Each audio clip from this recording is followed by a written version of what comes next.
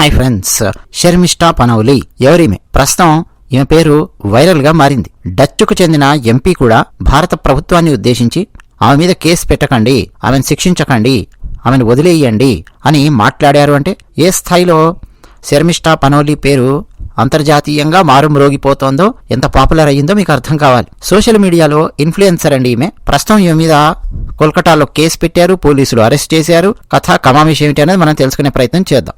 దానికంటే ముందు స్క్రీన్ మీద నేను మీకు చూపిస్తున్న ఫోటో ఒక్కసారి చూడండి. చూశారు కదా, ఎడం వైపు ఒక వ్యక్తి కనిపిస్తూ ఉన్నాడు. ఆ వ్యక్తి పేరు వజాహత్ ఖాన్. ఇతను కోల్కతాకు చెందిన వ్యక్తి. ఇతను ఆ అమ్మాయి మీద కేసు పెట్టాడు. ఇతని గురించి మనం మాట్లాడుకుందాం, ఆ అమ్మాయికి సంబంధించిన కేసు గురించి మనం మాట్లాడుకుందాం. అన్నట్టు మన తెలుగు ఛానల్స్లో, తెలుగు దినపత్రికల్లో చాలా దరిద్రాతి దరిద్రంగా రిపోర్ట్ చేస్తూ ఉన్నారు. అసలు పాయింట్ ఏమిటి అన్నది కమ్యూనికేట్ చేయకుండా, కన్వే చేయకుండా రిపోర్ట్ చేస్తూ ఉన్నారు. ఉదాహరణకు ఈనాడు దినపత్రిక ఈ అరెస్టుకు సంబంధించి ఇచ్చిన రిపోర్ట్ ఏంటి అన్నది ఒకసారి మీరు చూడండి. నేను మీకు స్క్రీన్ మీద చూపిస్తాను చూడండి. భారత సైన్యం చేపట్టిన ఆపరేషన్ సింధూర్పై బాలీవుడ్ ప్రముఖుల మౌనాన్ని ప్రశ్నిస్తూ చేసిన వీడియోలో కొందరి మనోభావాలను కించపరిచారన్న అభియోగాల నేపథ్యంలో తాజా పరిణామాలు చోటు చేసుకున్నాయి. ఇట్లా ఈనాడు దినపత్రిక రిపోర్ట్ చేసింది. చాలా మంది రిపోర్ట్ చేస్తూ ఉన్నారు. అంటే ఏం చెప్తున్నారు? ఆపరేషన్ సింధూర్ మీద బాలీవుడ్ ప్రముఖులు మౌనంగా ఉన్నారు. ఆ మౌనాన్ని ప్రశ్నిస్తూ ఈ అమ్మాయి మాట్లాడింది. అందుకని ఈమె మీద కేసులు పెట్టారు, చట్టపరంగా చర్యలు తీసుకుంటున్నారు అని చెప్పి తప్పుడు రిపోర్టింగ్ ఇస్తూ ఉన్నారండి న్యూస్ పేపర్స్, అలాగే మీడియా ఛానల్స్ కూడా. పాయింట్ అది కాదు. ఆ చిన్న పాయింట్కి ఎవరు కూడా కేసు పెట్టారు. అసలు ఏం జరిగింది ఏంటి అనేది మనం తెలుసుకునే ప్రయత్నం చేద్దాం. ఆపరేషన్ సింధూర్ ఈ టైంలో చాలా మంది అండి వాళ్ళ అభిప్రాయాలు సోషల్ మీడియా ద్వారా వ్యక్తం చేశారు. అందులో భాగంగా ఈ షర్మిష్ఠా పనౌలి కోల్కతాలో ఉన్న ఆనంద్పూర్ అనే ప్రాంతానికి చెందిన అమ్మాయి, 22 సంవత్సరాల వయస్సు.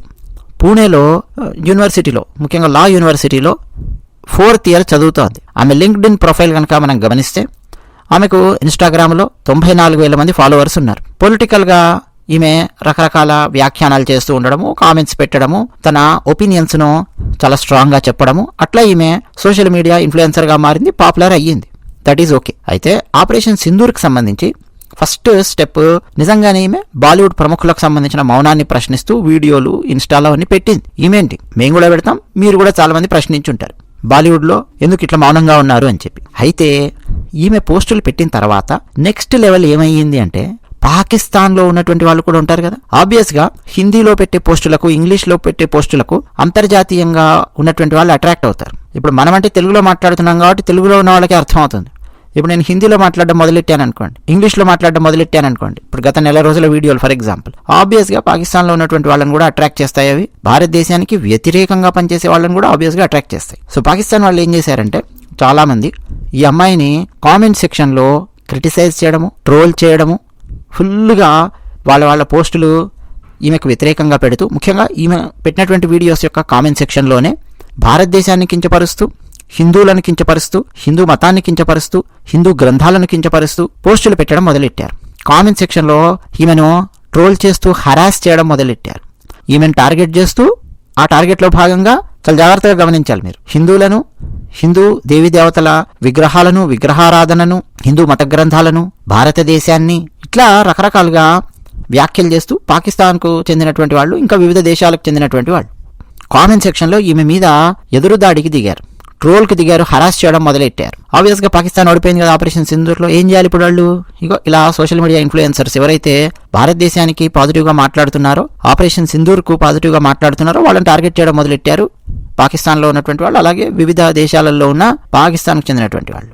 సో ఈవెన్ హరాస్ చేస్తుంటే దానికి ప్రతిస్పందిస్తూ, అర్థమవుతుంది కదా, దానికి ప్రతిస్పందనగా ఈమె మళ్ళీ కొన్ని పోస్టులు అవి పెట్టింది. ఇన్స్టాగ్రామ్లో పోస్టులు పెట్టింది, కొన్ని కామెంట్స్ చేసింది. ఈమె పెట్టినటువంటి పోస్టుల్లో, ఈమె పెట్టినటువంటి కామెంట్స్లో ముస్లిం మతానికి చెందినటువంటి రిలీజియస్ సెంటిమెంట్స్ను హర్ట్ చేసే విధంగా పోస్టులు పెట్టింది అన్నది ఈమె మీద అభియోగం. రకరకాల విషయాలు ఈమె అంటే రిటార్ట్ ఇస్తున్నట్టుగా.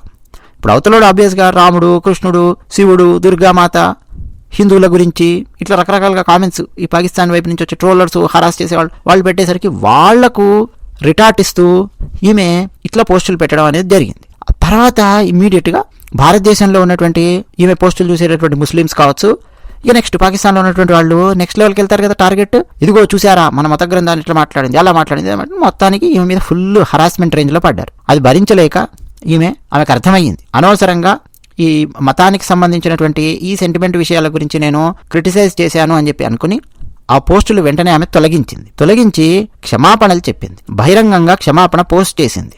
నేను అపాలజీ చెప్తూ ఉన్నాను అని చెప్పి చెప్పింది. ఒకసారి కాదండి, మల్టిపుల్ టైమ్స్ ఇన్స్టాగ్రామ్లో మల్టిపుల్ టైమ్స్ పోస్ట్ చేసింది, వీడియోస్ పెట్టింది. నేను క్షమాపణలు చెప్తూ ఉన్నాను, ఇట్లా ఏ ఒక్క మతాన్ని కూడా ఉద్దేశించి మాట్లాడడం నా ఉద్దేశ్యం కాదు, ఇది నా ఉద్దేశ్యం కాదు, మిమ్మల్ని నేను హర్ట్ చేస్తుంటే నన్ను క్షమించండి, బహిరంగంగా క్షమించమని అడుగుతూ ఉన్నాను అని చెప్పి పెట్టింది పదే. కానీ వజాహత్ ఖాన్, కోల్కతాకు చెందినటువంటి ఈ వ్యక్తి, మీకు స్క్రీన్ మీద కనిపిస్తున్నాడు కదా, ఇతను ఈమె మీద కంప్లైంట్ ఇచ్చి వెళ్ళేసరికి ఇక కోల్కతా పోలీసులు వీళ్ళ ఇంటికి వారెంట్ పంపించారు. ఈమెను అరెస్ట్ చేయాలి అని చెప్పి ప్లాన్ చేశారు. మొత్తానికి ఫైనల్గా ఈమెను అరెస్ట్ చేశారు. నిజానికి ఈమె పెట్టినటువంటి పోస్టులు, రీల్స్ అన్ని తొలగించి మరీ క్షమాపణలు చెప్పింది. అయినా సరే ఈమెను అరెస్ట్ చేయాలి, చట్టపరంగా చర్యలు తీసుకోవాలి అని చెప్పి ఈ బ్యాచ్ డిమాండ్ చేయడం మొదలెట్టారు, ఈ Wajahat Khan and co batch. So పోలీసులు ఎఫ్ఐఆర్ నమోదు చేశారు, రంగంలోకి దిగారు. కోల్కతాలో ఉన్నటువంటి పోలీసులు చాలా సెక్షన్స్ కింద ఈమె మీద కేసు పెట్టారు. శర్మిష్టకు ఆమె కుటుంబ సభ్యులకు లీగల్ నోటీసులు ఇచ్చినా సరే వాళ్ళు అటెండ్ అవ్వలేదు అని, అంతేకాకుండా కుటుంబంతో కలిసి ఎక్కడికి వెళ్లిపోయారు లీగల్ నోటీస్కి ఆన్సర్ ఇవ్వకుండా అని చెప్పి కోర్టుకు పోలీసులు చెప్పారు. దాంతో కోల్కతా న్యాయస్థానము ఈ శర్మిష్ట మీద అరెస్ట్ వారెంట్ జారీ చేసింది. ఆమె గురుగ్రామ్లో ఉన్నట్టు పోలీసులు ట్రాక్ చేసి శుక్రవారం ఆమెను అరెస్ట్ చేశారు. అయితే పోలీసులు ఇప్పటికే అన్ని డిజిటల్ ఆధారాలు స్వాధీనం చేసుకున్నారు కాబట్టి ఆమె కస్టడీ అవసరం లేదు అని శర్మిష్ట తరపు న్యాయవాది వాదించారు. కానీ కోర్టు తిరస్కరించింది. లేదు, ఈమెను అరెస్ట్ చేయాల్సిందే, ఈమెను కస్టడీలో ఉంచాల్సిందే అని కోల్కతా కోర్టు డిసైడ్ చేసింది. పోలీసులేమో చట్టబద్ధంగా కోర్టు వారెంట్ ఆధారంగా ఈమెను అరెస్ట్ చేశాము అని చెప్పి పోలీసులు వాళ్ళు తమను తాము సపోర్ట్ చేసుకుంటున్నారు తమ అరెస్టును. ఇది జరుగుతోంది. మరి ఈ వ్యక్తి గురించి కూడా మనం మాట్లాడదాం. వజాహత్ ఖాన్ కోల్కతాలో ఉన్న వ్యక్తి, ఈమె మీద కంప్లైంట్ పెట్టాడు కదా. ఇతను హిందువులను ఉద్దేశించి, హిందువుల రిలీజియస్ సెంటిమెంట్స్ను ఉద్దేశించి, హిందువుల దేవాలయాలను ఉద్దేశించి, హిందువుల దేవి దేవతలను ఉద్దేశించి, విగ్రహారాధనను ఉద్దేశించి, రామాయణాన్ని ఉద్దేశించి, భగవద్గీతను ఉద్దేశించి చాలా భయంకరమైన పోస్టులు, డెరగేటరీ పోస్టులు, ఘోరమైన పోస్టులు ఇతను పెట్టేవాడు. ఫుల్గా అండి. వీడి పని హిందువులను టార్గెట్ చేయడం, హిందూ దేవీ దేవతల విగ్రహాలను టార్గెట్ చేయడం, రామాయణాన్ని టార్గెట్ చేయడం, హిందువుల రిలీజియస్ సెంటిమెంట్స్ను టార్గెట్ చేయడం. ఇట్లా ఈ వజాహత్ ఖాన్ అనే వ్యక్తి ఫుల్ పోస్టులు పెడుతూ వచ్చేవాడు. ఇతని మీద ఏ యాక్షన్ కూడా ఎవరూ తీసుకోలేదు. ఎందుకని ఆలోచించండి. ఇతని మీద ఎవరు కేసు పెట్టలేదనా థింక్ చేయండి.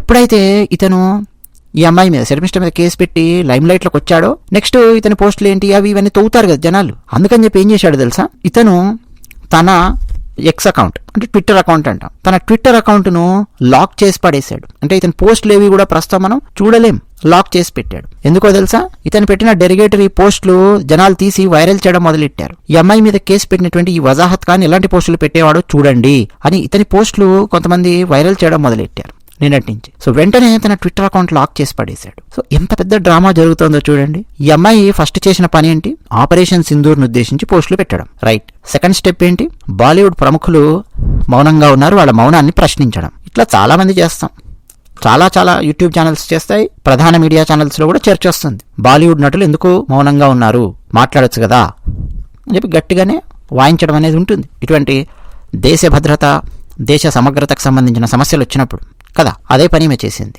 కానీ ఆబ్వియస్గా దాదాపు అందరు యూట్యూబర్స్కి ఎదురైనట్టే ఈమె మీద ఒక రకమైన హరాస్మెంట్, కామెంట్ సెక్షన్లో హరాస్మెంట్, దాడి. ముఖ్యంగా పాకిస్తాన్ వాళ్ళు టార్గెట్ చేశారనుకోండి, ఆబ్వియస్గా ఇక టార్గెటెడ్గా దాడి చేస్తే ఎన్ని వందల కామెంట్స్ రాస్తూ ఏమేం చేస్తూ ఉంటారనేది మీకు చాలా ఈజీగా అర్థం కావాలి. ఆ స్టెప్ తర్వాత ఈమె అక్కడితో దాన్ని వదిలేసినా, లేదు ఇట్లా తన మీద ఎవరైతే హరాస్ చేస్తున్నారో వాళ్ళ మీద ఈమె కనీసం పోలీస్ కంప్లైంట్ ఇచ్చినా, లేదు ఇగ్నోర్ చేసినా, లేదు వాళ్ళని లెఫ్ట్ హ్యాండ్ రైట్ ఇచ్చి చీల్చి చెండాడి విమర్శించి ఉతికారేసి వదిలేసినా అయిపోయేది. కానీ ఈమె ఏం చేసిందంటే, వాళ్ళు హిందూ దేవతల విగ్రహాలు, రిలీజియస్ సెంటిమెంట్స్ హర్ట్ చేస్తూ కామెంట్ సెక్షన్లో దాడి చేస్తున్నారు కాబట్టి వాళ్ళ మీద ఎదురు దాడికి దిగడంలో సేమ్ నూపూర్ శర్మ లాగానే ఈమె ఆవేశంలోనో ఏదో సమాధానం ఇచ్చింది.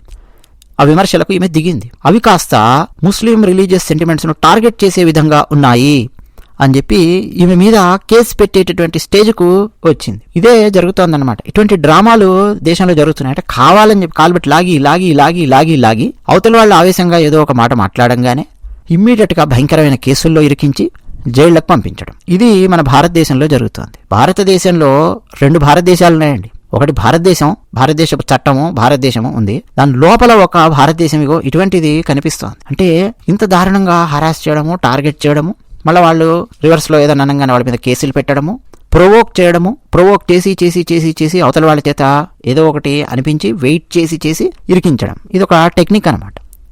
వీడు మాత్రం తప్పించుకుంటాడు. ఈ ఎక్స్ లోపల హిందూ దేవీ దేవతల విగ్రహాల మీద, దేవాలయాల మీద ఇష్టం వచ్చినట్టు కొన్ని నెలలుగా, సంవత్సరాలుగా పోస్టులు పెడుతున్నటువంటి ఈ వ్యక్తి మాత్రం తప్పించుకుంటాడు. ఇది మన భారతదేశంలో జరుగుతుంది. చిన్న ఉదాహరణ చెప్పి నేను ముగిస్తానండి. ఆ మధ్య వరుసగా ఆపరేషన్ సింధూర్ మీద మనం వీడియోలు పెట్టుకుంటూ ఉన్నాం కదా, యుద్ధం ఏం జరుగుతోంది, నెక్స్ట్ ఏం జరుగుతుంది, ఇవన్నీ మాట్లాడుతున్నాం కదా. దాని కింద ఒకడు వచ్చి పదే నాకు కామెంట్స్ అనమాట. నేను ఇగ్నోర్ చేశాను కావాలని చెప్పి. మీకు నేను డిస్ప్లే చేసి చూపించానంటే మళ్ళీ నేను ఇంకో వీడియో పెట్టాలి మీకు. వాడు పెడుతున్న వీడియోస్ ఏంటో, వాడు పెడుతున్న కామెంట్స్ ఏంటో తెలుసు నాకు వరుసగా. నువ్వు ఎందుకు డొనాల్డ్ ట్రంప్ని తిట్టవు, నరేంద్ర మోదీ డొనాల్డ్ ట్రంప్ని తిట్టాడు, ఓహో నన్ను ఉద్దేశించి అనమాట. నువ్వు అమెరికాలో ఉంటున్నావు కదా, నువ్వు డొనాల్డ్ ట్రంప్ని తిడితే డొనాల్డ్ ట్రంప్ నిన్ను అమెరికా నుంచి బయటకు గంటేస్తాడు కదా, అందుకే కదా నువ్వు డొనాల్డ్ ట్రంప్ని తిట్టట్లేదు. నువ్వు అసలు అమెరికా సిటిజన్వి, నువ్వు అమెరికాలో ఓటేస్తావు కదా, నీకెందుకు భారతదేశం గురించి, నీకెందుకు నరేంద్ర మోదీ గురించి, అమెరికాలో ఓటేసి అమెరికన్ సిటిజన్ అయినటువంటి నువ్వు భారతీయుడు కాదు కదా, అమ్మ నీకెందుకు భారతదేశం పాకిస్తాన్ దాని గురించి. డొనాల్డ్ ట్రంప్ తానే భారత్ పాకిస్తాన్ రెండింటి మధ్య యుద్ధం ఆపాను అని చెప్పాడు కదా, మరి అలాంటప్పుడు నువ్వు డొనాల్డ్ ట్రంప్ నువ్వు ఎందుకు తిట్టట్లేదు? తిడితే నీ వీసా క్యాన్సిల్ చేసి ఇంటికి పంపిస్తాడని కదా, నీ సిటిజన్షిప్ క్యాన్సిల్ చేస్తాడని ఇంటికి పంపిస్తాడు కదా. ఇట్లా రకరకాల ఒక్కో కామెంట్లో ఒక్కొక్కటి అనమాట. కావాలంటే నేను మీకు డిస్ప్లే చేసి చూపిస్తాను. అయితే నేను ఇగ్నోర్ చేస్తే విజయ గారు అని చెప్పి మనకు రెగ్యులర్గా కామెంట్ సెక్షన్లో కామెంట్స్ రాసే ఒక వ్యక్తి చాలా స్ట్రాంగ్గా వాడికి డోస్ ఇస్తూ రిప్లై ఇచ్చారు. ఇస్తే ఆ విజయ గారి మీద వీడు ఇష్టం వచ్చినట్టు ఏంటంటో కామెంట్స్ రాశాడు. మళ్ళీ ఆవిడ స్ట్రాంగ్గానే రిప్లై ఇచ్చారు. వాడి దగ్గర లాజిక్ లేదు. ఒకసారి ఏమో వీసా క్యాన్సిల్ చేస్తాడంటాడు, ఒకసారి ఏమో డొనాల్డ్ ట్రంప్ నా సిటిజన్షిప్ క్యాన్సిల్ చేస్తానంటాడు. నేను డొనాల్డ్ ట్రంప్ని తిడితేనట, ఎందుకంటే నేను అమెరికాలో ఉన్నాను కాబట్టి తిడితే నన్ను ఏదో ఇబ్బంది పెడతాడు డొనాల్డ్ ట్రంప్, అందుకే నేను తిట్టట్లేదు అని చెప్పి వాడు మాట్లాడతాడు. ఏమంటే అమెరికా మీద ప్రత్యేకమైనటువంటి వీడియోనే చేశాను కదా నేను, ఆఫ్ఘనిస్తాన్ యుద్ధానికి సంబంధించి. ఎంతమంది చూశారు మీలో?